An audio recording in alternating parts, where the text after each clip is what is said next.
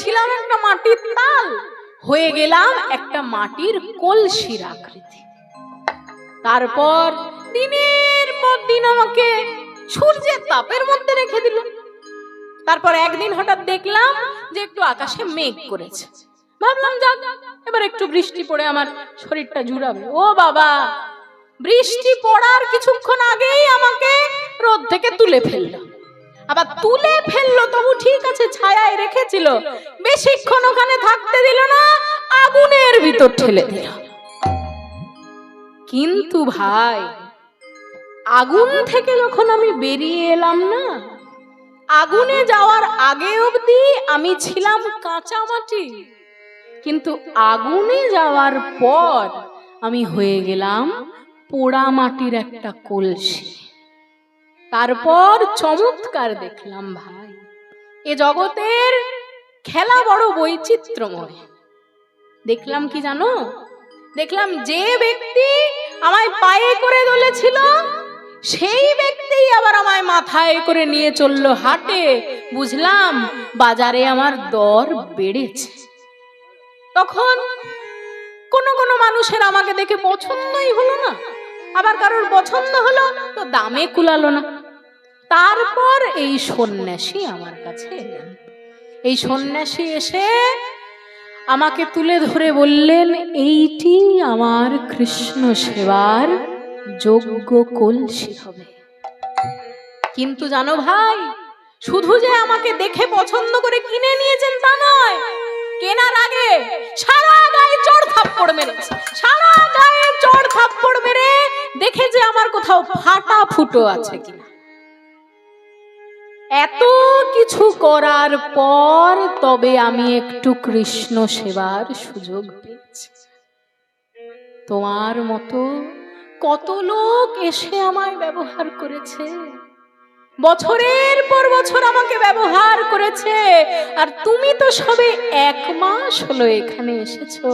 তাই বলি কি ভাই, তোমার যদি ধৈর্য না থাকে তুমি বাড়ি ফিরে যাও, কিন্তু আমায় তুমি কৃষ্ণ সেবা থেকে বঞ্চিত করো না। তাই বলা হলো, প্রাণে ধৈর্য থাকা চাই, প্রাণে ধৈর্য থাকা চাই। আহা ভজবে যদি প্রাণের কানাই, প্রাণে ধৈর্য থাকা চাই।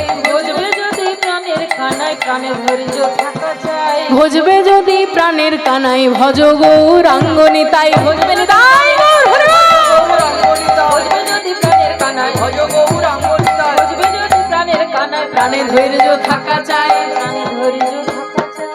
এবার সেই যে ব্যক্তি গেছে, যাচ্ছিল রাস্তা দিয়ে জগন্নাথ মন্দিরে, মন্দিরে যাওয়ার আগেই মহাপ্রভুর ওই গম্ভীরা, সেই জায়গাটি যখন পার করতে গেছে মহাপ্রভুর কানে গিয়ে বেজেছে, যে যাকে ভালোবাসে তার নাম যদি 1 কিলোমিটার দূরেও হয় তবুও সে শুনতে পাবে।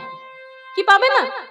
যারা ধরুন মিষ্টি খেতে ভালোবাসে তাদের দেখবেন, শুনুন, বাড়িতে ধরুন বড় একটা অনুষ্ঠান হবে, বাড়িতে একজন ডায়াবেটিস পেশেন্ট রয়েছে, এই নি, তা এনার বাড়িতে যখন অনুষ্ঠান হচ্ছিল, এনার কি কালকে কি হয়েছে,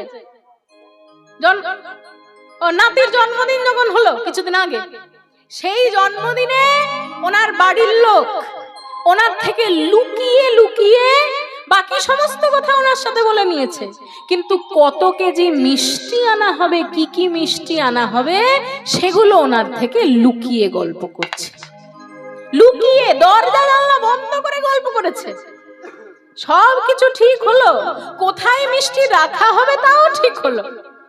তারপর মিষ্টি যেদিন এসেছে মায়েরা, এনার তো জানার কথা নয়, কিন্তু দেখছে 1000 মিষ্টির মধ্যে মাত্র 950টা পড়ে আছে, বাকি 50 গেল কই গেল কই গেল কই। ইনি গিয়ে বলছেন, কি ভেবেছিলি আমার থেকে লুকিয়ে নেবে? আমি ঠিক শুনতে পেয়ে গেছিলাম, আর আজকে আমি সবগুলো আগে খেয়ে নিয়েছি নিজে, 50টা মিষ্টি। কাজেই যে যাকে ভালোবাসে তার কথা তো শুনলে সবার আগে তার কানে গিয়ে প্রবেশ করবে। তাই শ্রীকৃষ্ণের নাম ধরে যখন ব্যক্তিটি যাচ্ছে, মহাপ্রভু তো না শুনে থাকতে পারবেন না, মহাপ্রভু পাগলের মতো ছুটে গিয়ে সেই ব্যক্তির চরণ দুটি আঁকড়ে ধরেছেন। উন্মাদেরও প্রায় ওরা ছুটে ছুটে ধায়, উন্মাদেরও প্রায় ওরা ছুটে ছুটে ধায়, উন্মাদেরও প্রায় ওরা ছুটে ছুটে ধায়। আর যে করে গোবিন্দ নাম ধরে তার পায়, যে করে গোবিন্দ নাম ধরে তার পায়। বলি তুমি জানো যদি আমায় বলে দাও গো, জানো যদি আমায় বলে, তুমি জানো যদি আমায় বলে দাও গো, জানো যদি আমায় বলে দাও, আমি কোথায় গেলে পাবো তারে, জানো যদি আমায় বলে দাও গো, কোথায় গেলে পাবো তারে, জানো যদি আমায় বলে দাও, আমি কোথায় গেলে পাবো তারে, যার নাম শোনায় আমায় পাগল কইলে, কোথায় গেলে আমায় বলে দাও, যার নাম শোনায় পাগল কইলে, জানো যদি আমায় বলে দাও, যার নাম শোনায় আমায় পাগল কইলে, জানো যদি আমায় বলে দাও হে, জানো যদি আমায় বলে দাও গো। তাই এত বলি গোরা চাঁদের লোরে নয়ন ভাসে,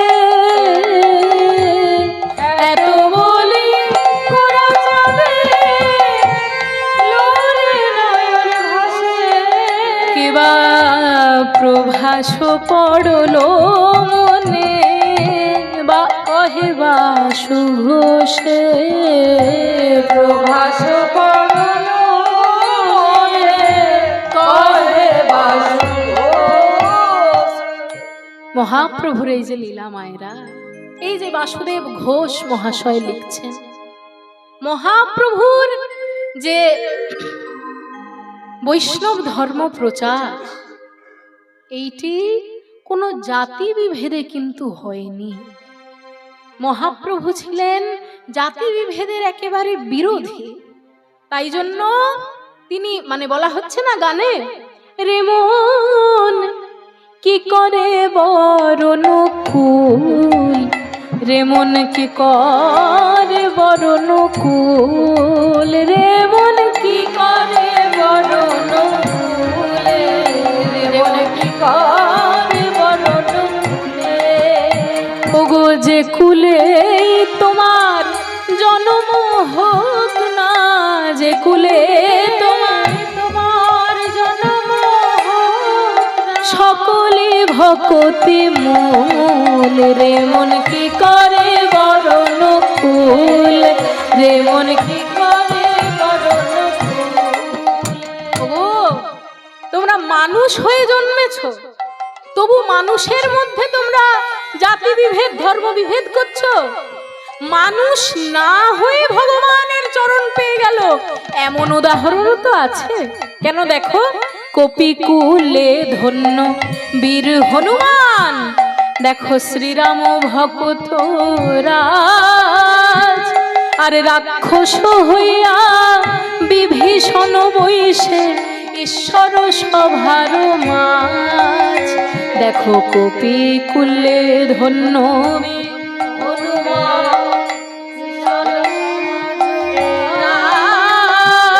রাক্ষস হইয়া বিভীষণ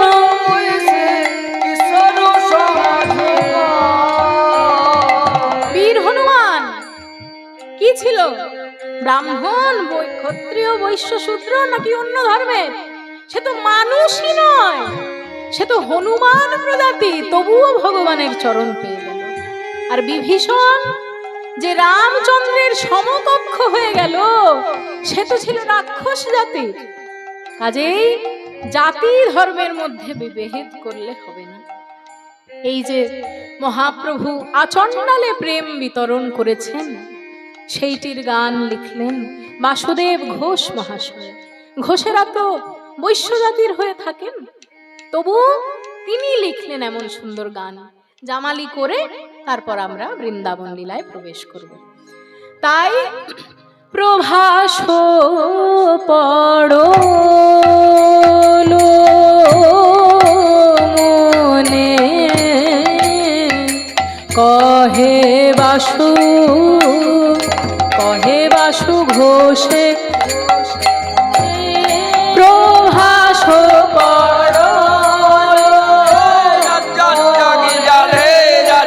জাগে জাগে না লাগে রাজে না ধে না জাগে প্রভাস পড়ো গুরু গুরু তাকে তাকে জেনে তা ধেইয়া তা গর গর তা তাকে তা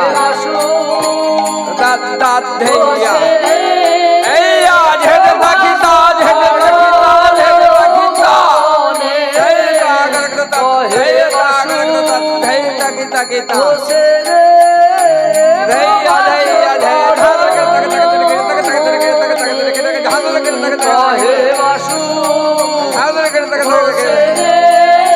প্রভাস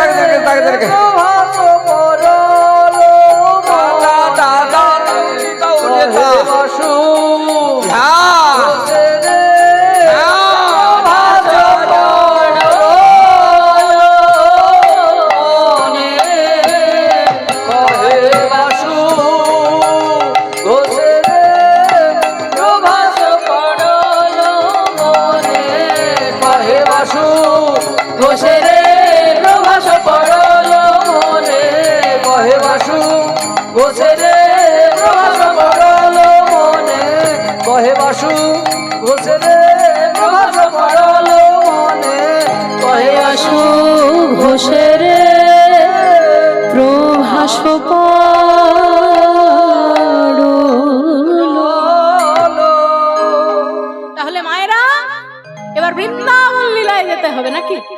তা বৃন্দাবন লীলায় যেতে গেলে এখনকার সেই হাল ফ্যাশনের একটা নতুন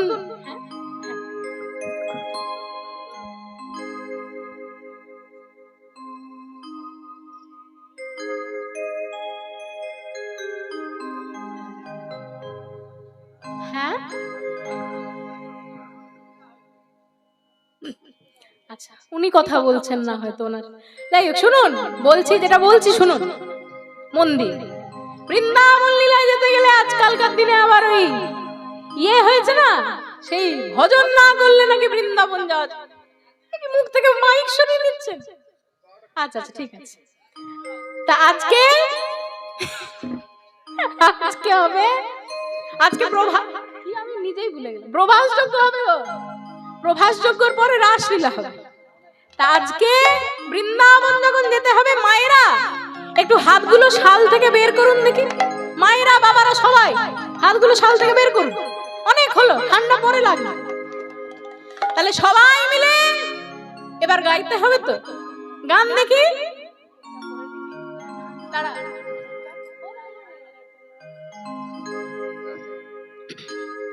मैंने रटना लगाई रे, করতালি দিতে হবে। मैंने रटना लगाई रे राधा तेरे नाम की, ओ मैंने रटना लगाई रे राधा तेरे नाम की, ओ मैंने रटना लगाई रे राधा तेरे नाम की, बाबा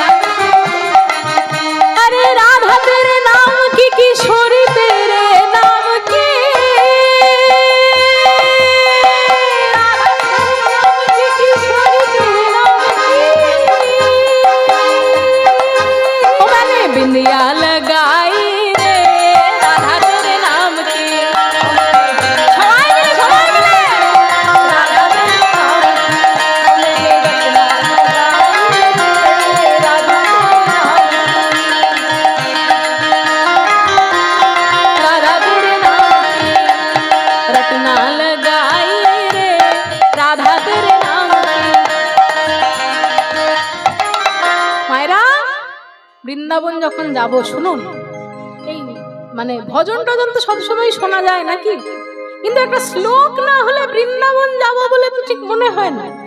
তাই আসুন উদ্ধবের রচিত শ্লোক দিয়ে আমরা বৃন্দাবনে পদার্পণ করি। আরে বসলে হবে না, যেতে হবে তো বৃন্দাবন। সবাই মিলে বন্দে নন্দ ব্রজ স্ত্রীণাং পাদরেণুমভিক্ষ্ণশঃ यासां हरे कथोदितं पुनते भुवनत्रयम्। वन्दे नन्दव्रजस्त्रीणां पादरेणुमभिक्ष्णशः यासां हरिकथोदितं पुनते भुवनत्रयम्। हैरो होरे नयन भोरे, हैरो होरे नयन भोरे, हैरो होरे नयन भोरे, हैरो भोरे नयन भोरे। गोपी बल्लभ राधा मदन मोहन वृंदावन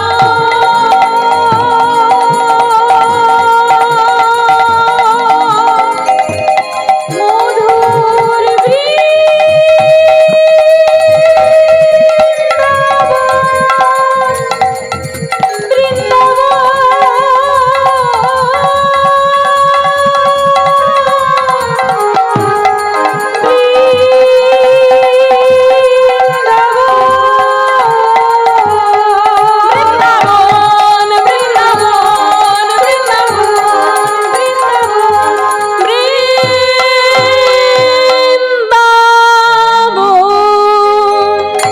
সবাই বলুন বৃন্দাবন ধাম কি, রাধা রানী কি, গোস্বামী বৃন্দ কি, আপন আপন শ্রী গুরুদেব কি, এই রাস উৎসব কি, নিতাই গৌর হরি বল। তাহলে এবার আমরা বৃন্দাবন, তা বৃন্দাবনে মায়েরা শুনুন, একটু কান্নাকাটি করে তারপর মিলন হোক, নাকি একেবারে মিলনেই চলবে? আপনারা কি চান বলুন, বলুন না, কি করব আপনার? হ্যাঁ, কান্নাকাটি হোক, এই তো আমার মতো লোক পেয়ে গেছি। এবার শুনুন, কান্নাকাটি যখন করতে বলেছেন, এমন কাঁদবো 3 ঘন্টা ধরে শুধু কান্নাই চলবে। শুনুন, রাধা রানী আমার আজকে ক্রন্দন করছে। কি বলে বলছে? সখী রে,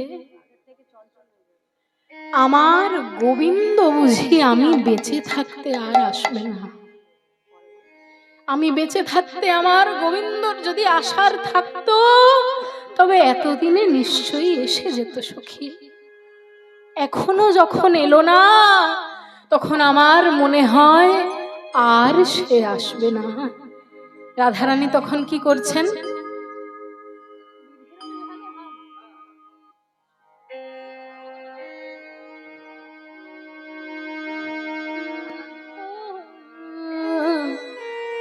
আজ কিবা বিধের বিধানে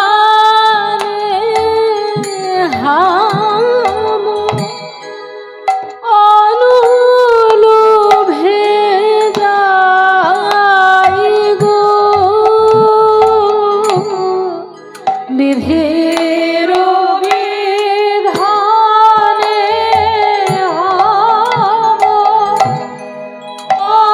অনুলোভে যাই গো। সখী, আমার গোবিন্দ, আমার মনে হয় বিধাতা পড়াশোনা না করে আমাদের ভাগ্য লেখে, জানিস? কারণ সে যদি পড়াশোনা করত, তাহলে ওই রকম গোবিন্দকে বানাতো অমন সুন্দর গোয়ালা, এবং আমাকে বানাতো এমন কুলকামিনী, কুলকামিনী গোয়ালিনী। এমন দূরত্ব বিধি তৈরি করেছে। আমার মনে হয় আমি যদি বিধাতার কাছে যেতে পারতাম, তাহলে বিধাতার যে পড়াশোনার জায়গাটা আছে না, যে গ্রন্থাগার রয়েছে, সেই গ্রন্থাগারে আমি আগুন লাগিয়ে দিয়ে চলে আসতাম। বলি আমি সেই বিধানে আগুন দেব, সেই বিধানে আগুন দেব, যে বিধি আমায় কৃষ্ণ ভজন করতে দেয় না, সেই বিধানে আমি আগুন দেব, যে বিধি আমায় কৃষ্ণ ভজন করতে দেয় না, সখী আমায় কুলের কামিনী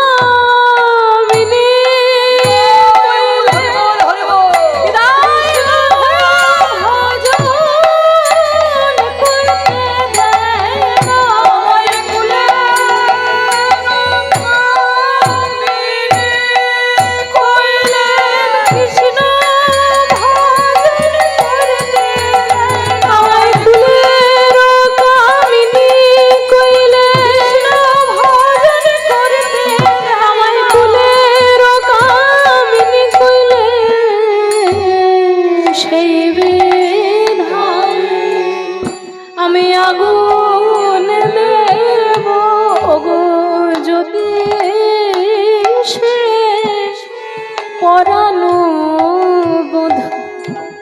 বধূ তার দেখা পায় গো, তার দেখা পায়। সখী, এই বৃন্দাবনে বসে আমি কিছু কিছু লোককে অভিশাপ দিতে চাই। কাদেরকে জানিস? আমার পরাণ বধূকে যারা করিয়া দেয় পর গো, আমার পরাণ বধূকে যারা করিয়া দেয় পর গো। এই বৃন্দাবনে কিছু কিছু লোক আছে জানিস, যারা আমাকে আর আমার গোবিন্দকে একসঙ্গে দেখতে পারে না, আমাদের দুজনের বিচ্ছেদ কল্পনা করে। তাদেরকে বলছি, দিন দুপুরে যেন তাদের পড়ে বাড়ি ঘর, বাড়ি ঘর। হ্যাঁ গো মায়েরা, কি বললো রাধারানী? বলছে দিন দুপুরে যেন তাদের পড়ে বাড়ি ঘর।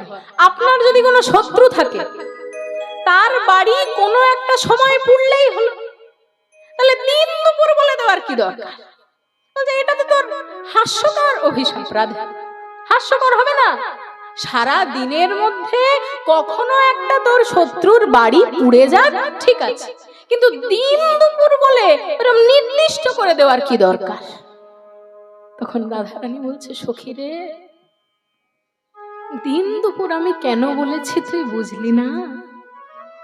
আমরা যখন জন্মগ্রহণ করি সেটা হলো আমাদের প্রভাত কাল, আর আমরা যখন এই জগতের খেলা সাঙ্গ করে চলে যাই সেটা হলো আমাদের সন্ধ্যা কাল। তাহলে দিন দুপুর হলো আমাদের যৌবন কাল।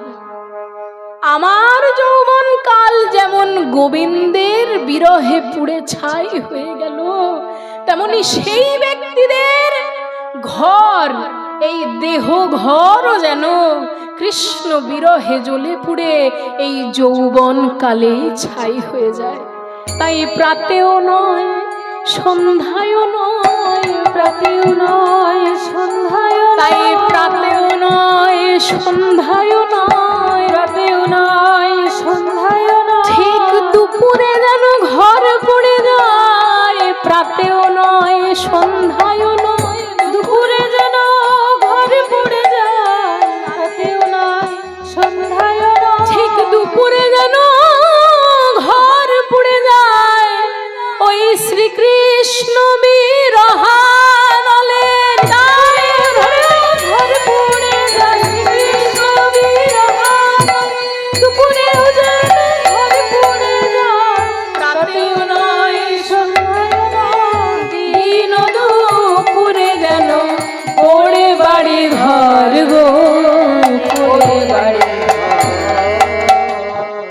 কিছু লোককে আমি অভিশাপ দেব। কিছু কিছু মানুষ জানিস তো এই বৃন্দাবনে বসে বাকি সবার নাম করবে কিন্তু কৃষ্ণ নাম করবে না, আমি তাদেরকেও অভিশাপ দেব। আমার বধুর কোনো বিনা যারা অন্য গুণ গায় বসে বৃন্দাবনে, বধুর গুণ বিনা যারা অন্য গুণ গায় বসে বৃন্দাবনে, তাহারে আসিয়া যেন কাল সাপে খায়। এ তো মারাত্মক অভিশাপ। কেন বৃন্দাবনে কি বৈষ্ণব ছাড়া শাক্ত শৈব তাদের থাকার জায়গা নেই? যে কৃষ্ণ নাম ছাড়া অন্য কারোর নাম করলেই যদি তাকে সাপে কামড়ায়, তাহলে এ তুই কেমন কীর্তন শুনতে আর আসা যাবে? হ্যাঁ, এ কেমন ধরনের? এই নাকি তুই প্রেমময়ী কৃপাময়ী রাধারানী, আর তোর মুখে এই কথা যে যারা গোবিন্দকে ছাড়া অন্য কারোর নাম করবে তাদের যেন কাল সাপ এসে কামড়ায়। রাধারানী বলছে, সখী তোরা শুধু আমার মুখের কথাটা ধরছিস, কথার ভিতরের যে অর্থ সেটা ধরছিস না। কোন সাপ তাদেরকে কামড়াবে জানিস? যে সাপে আমায় দংশন কইলে, সাপে আমায় দংশন কইলে, যে সাপে আমায় দংশন কইলে, সাপে আমায় দংশন কইলে, ওই শ্রীকৃষ্ণ অনুরাগ ভুজঙ্গ সাপে আমায় দংশন কইলে, শ্রীকৃষ্ণ অনুরাগ ভুজঙ্গ সাপে আমায় দংশন কইলে, শ্রীকৃষ্ণ অনুরাগ ভুজঙ্গ যেন তারেও গিয়ে দংশন করে,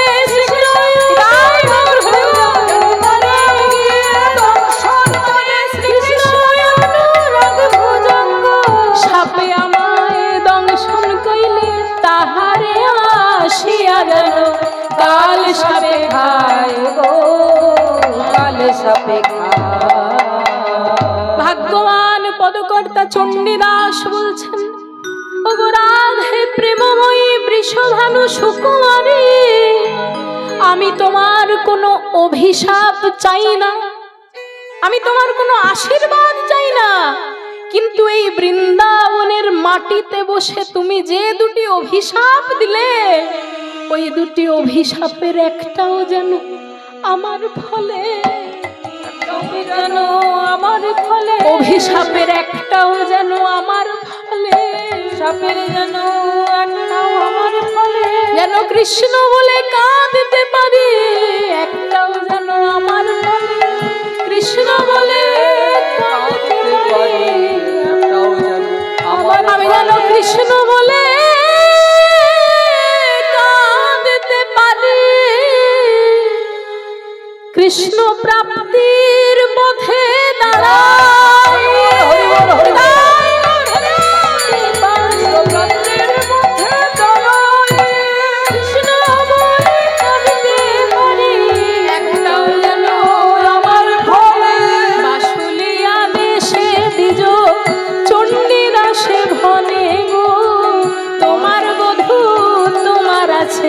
অন্যে গালি পাড়ো কেন, গালি পাড়ো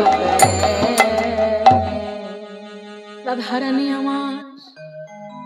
তাই সবার মাঝখানে বলছে, ওরে সখীরে, আমার গোবিন্দ তো আমার কাছে নেই, কিন্তু একটা কথা মন দিয়ে শুনুন, মায়েরা কিছু মনে করবেন না, একটা কথা ভীষণ স্বাভাবিক এবং বাস্তবিক কথা, যে যে সমস্ত মায়েদের স্বামীরা মায়েদের আগে চলে যান, হয় পরলোক গমন বা বিদেশে থাকেন, যে সমস্ত মায়েদের স্বামীরা পরলোকগত হন বা পরবাসে থাকেন, তাদের মানে সেই মায়েরা কি করে জানেন? যখন বাড়িতে কোনো দুঃখ ঝঞ্ঝাট ঝামেলা কিছু হয়, তখন সেই মায়েরা তো বাবাদের কাছে গিয়ে বলতে পারেন না যে জানো এই এই হয়েছে। বাড়ির কাছে যদি তিনি থাকতেন তবে তিনি না হয় বলতে পারতেন, জানো এই আজকে হয়েছে, তাই আমার মনটা বড্ড খারাপ। কিন্তু যাদের মায়েদের স্বামী ঘরে থাকে না, তারা কি করে জানেন? তারা দিনের শেষে স্বামীর ছবিটা যেখানে থাকে সেই ছবিটার কাছে গিয়ে দাঁড়িয়ে থাকে। ওনাকে একটু বাইরে করার কোনো বন্দোবস্ত করা যাবে? অসুবিধা হচ্ছে। সেই ছবিটির কাছে গিয়ে সেই মায়েরা দাঁড়িয়ে থাকে, আর দাঁড়িয়ে থেকে কি করে জানেন? সেই ছবির দিকে তাকিয়ে বলে, ওগো ওগো আমার স্বামী, আজকে তুমি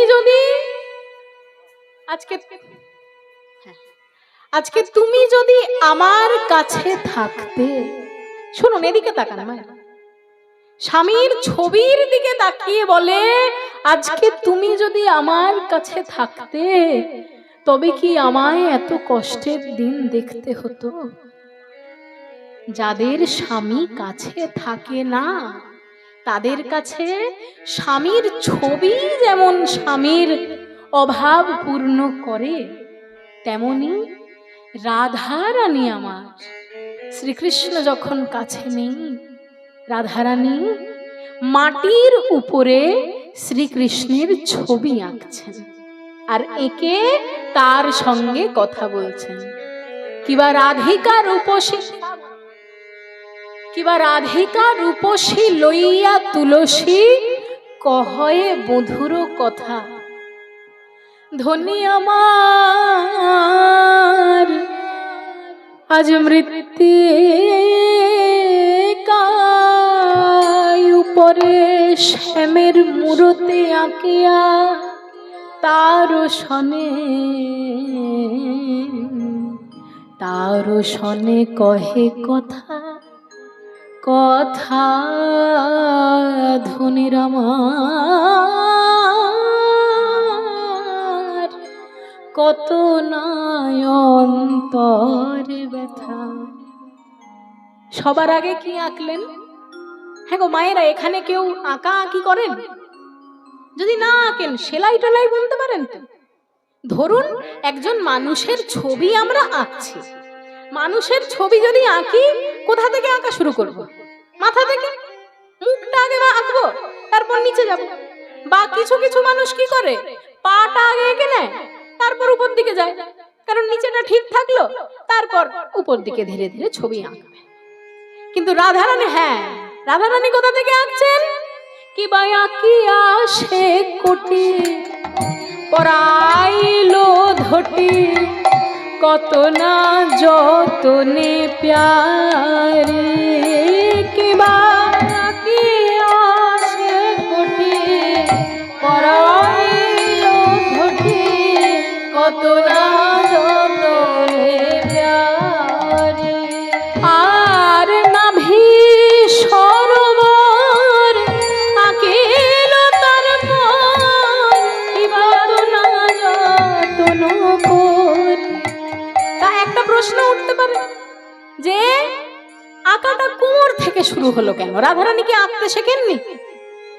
রাধারানী যেমন মানুষদের কাছে আঁকা শিখেছে তাদের কথা আমরা কল্পনাও করতে পারি না। তিনি তো রাজার মেয়ে, কাজেই তাদের রাজ্যের তথা তাদের দেশের সব থেকে বড় বড় যারা অঙ্কন শিল্পী, সেই আর্টিস্টদের কাছে রাধারানী আঁকা শিখেছেন। কাজেই তিনি কি আঁকা ভুল করবেন? তার তো ভুল করার কথা নয়। তবু রাধারানী কোমর থেকে আঁকা শুরু করলেন কেন? কেন? কারণ রাধারানী আমার বলছেন, ওরে সখীরে, গোবিন্দ আমার ব্রজ ছেড়ে চলে গেছে। গোবিন্দের চরণ ছিল তাই গোবিন্দ ছেড়ে চলে গেছে। ওরে সখী, চিত্রেও যদি চরণ এঁকে দিই, আর এই চিত্র যদি ব্রজ ছেড়ে চলে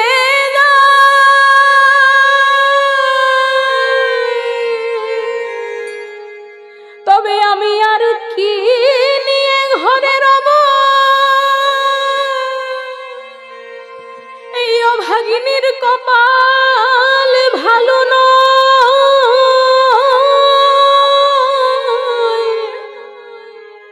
সখী আমি তাই তো চরণ আঁকি নাই, তাই তো চরণ আঁকি নাই সখী আমি তাই তো চরণ আঁকি নাই, আমি তাই তো চরণ আঁকি নাই। যদি চরণ পেলে চিত্র চলে যায় গো, তাই তো চরণ আঁকি নাই। যদি চরণ পেলে চিত্র চলে যায় গো, তাই তো চরণ আঁকি নাই। যদি চরণ পেলে চিত্র চলে যায় ললিতা, অভাগিনীর কপাল ভালো নয় রে, দায়ের চলে যায় অভাগিনীর কপাল ভালো নয়, চরণের চিত্র চলে যায় অভাগিনীর কপাল ভালো নয় রে, আমি তাই তো চরণ আঁকি নাই। কোমর আঁকা হলো, তারপর দুটি হাত আঁকে, বাহু দুটি আঁকি, ছলো ছলো আঁখি মুরলি দিল সে করে। বাহু দুটি আঁকি, ছলো ছলো আঁখি মুরলি দিল সে করে। তারপর কম্বু কণ্ঠ কিবা অপরূপ শোভা, কম্বু কণ্ঠ কিবা অপরূপ শোভা, বদন আঁকিল পরে, কিবা বদন আঁকিল পরে। হ্যাঁ গো, কম্বু মানে কি বলতো? কম্বু, কম্বু মানে হলো শঙ্খ। কিছু কিছু মানুষের গলায় লক্ষ্য করে দেখবেন, সবার থাকে না, কিন্তু কিছু কিছু মানুষের গলায় দেখবেন গোল গোল ভাঁজ ভাঁজ দাগ থাকে। শঙ্খের গায়ে গোল গোল ভাঁজ ভাঁজ দাগ থাকে, তেমনি মানুষের গলায়ও ভাঁজ থাকে। তো শ্রীকৃষ্ণেরও গলায় সেই রকম ভাঁজ ছিল, তাই তার গলাটিকে শঙ্খের সঙ্গে তুলনা করা হচ্ছে।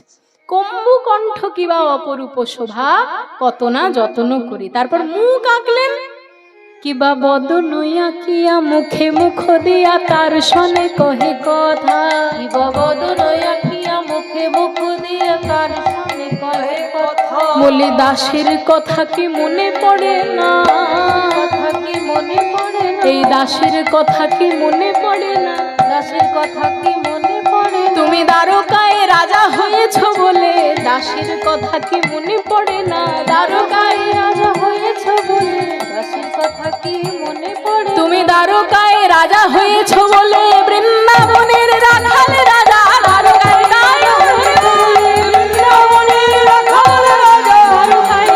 হয়েছ বলে দাসের কথা কি মনে পড়ে না, বদন আঁকিয়া মুখে মুখ দিয়া তার সনে কহে কথা। দাস যদুনাথ কহে ওহে রসময়ে আসিয়া দেখো হে থা, দাস যদুনাথ কহে ওহে রসময়ে আসিয়া দেখো হে থা।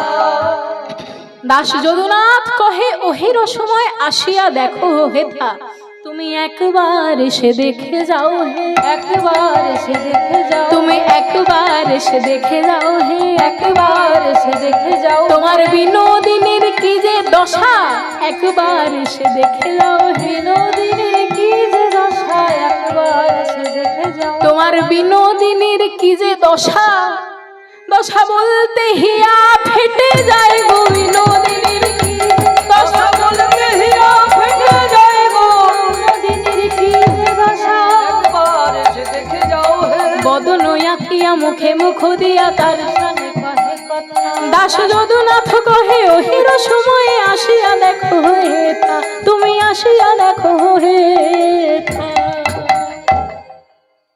এবার বৃন্দাবনে আসছেন আমাদের দূতি। দূতি কাকে বলে? মাথুর দূতি সংবাদ, সেখানে দূতি কে? বৃন্দা দূতি। এক্ষেত্রেও দূতি আছে, কিন্তু বৃন্দা নয়।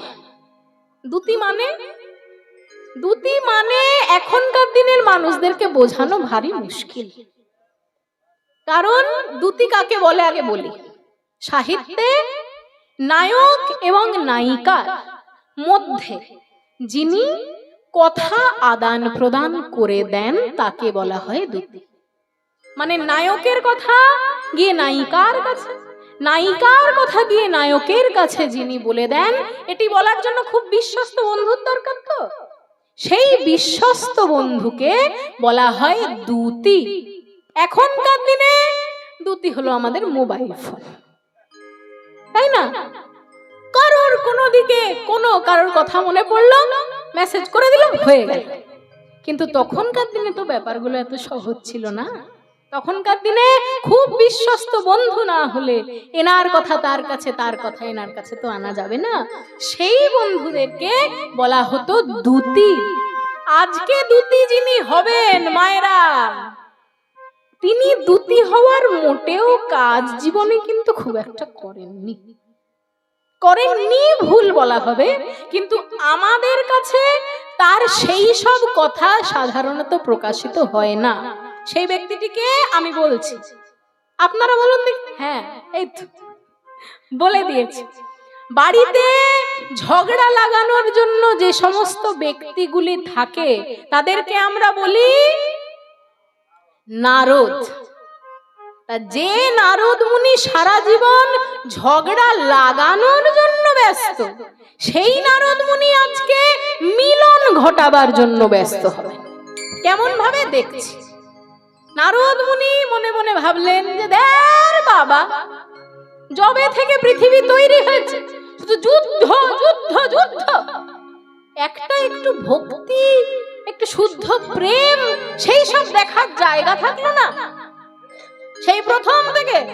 হ্যাঁ, একদম সত্য যুগে সেই দুর্জয় মানে বলা হচ্ছে না, সেই মিনকুর্ম বরাহ বামন নৃসিংহ আদি অবতার, মিনকুর্ম বরাহ আদি নৃসিংহ আদি অবতার। কে না জানে বৃন্দাবনে তোহে কহি পুনর্বার, কে না জানে বৃন্দাবনে তোহে কহি বারংবার। মিনকুর্ম বরাহ বামন নৃসিংহ আদি অবতার, সব তো গোবিন্দই হয়েছে।